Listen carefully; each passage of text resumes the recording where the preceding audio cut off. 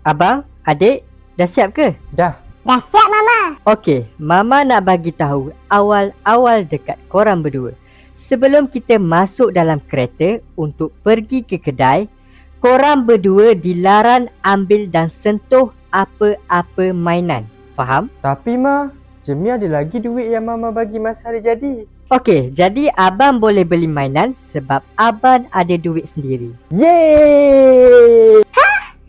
Ini tak adil, Mama. Abang dapat mainan, adik tak dapat. Mama minta maaf adik. Abang ada duit sendiri. Adik ada tak? Tak ada.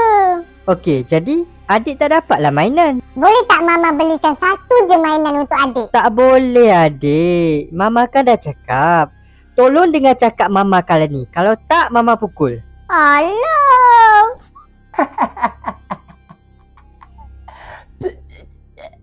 Ish, diamlah. Mama, tengok abang ni. Dia gelakkan adik sebab adik tak dapat mainan. Oh, abang gelakkan adik. Okey abang, belikan satu lagi mainan untuk adik. Muktamad. Tapi ni kan duit abang. Seronoknya abang belajar adik mainan.